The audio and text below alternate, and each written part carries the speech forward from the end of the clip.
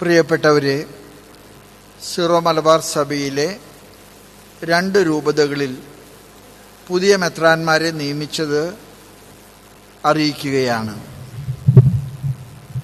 ചങ്ങനാശ്ശേരി അതിരൂപതയുടെ മെത്രാപ്പൊലീത്ത അഭിമന്യ മാർ ജോസഫ് പെരുന്തോട്ടം പിതാവ് 75 വയസ്സ് പൂർത്തിയായതിനെ തുടർന്ന് രാജി സമർപ്പിച്ചു.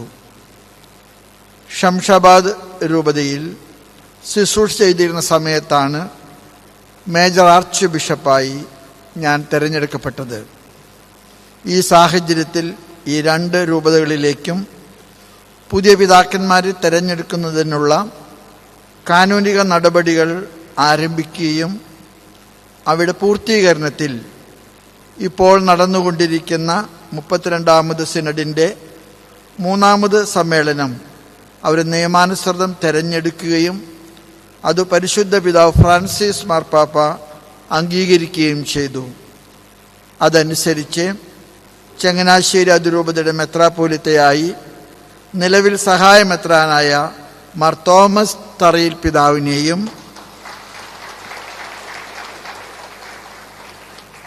ഷംഷാബാദ് രൂപതയുടെ മെത്രാനായി ആദിലാബാദ് രൂപതയുടെ അധ്യക്ഷനായ മാർ പ്രിൻസ് ആന്റണി പാണേങ്കാടൻ പിതാവിനെയും ഇന്നേ ദിവസം നിയമിച്ചിരിക്കുന്നു. ദൈവത്തിന് സ്തുതി.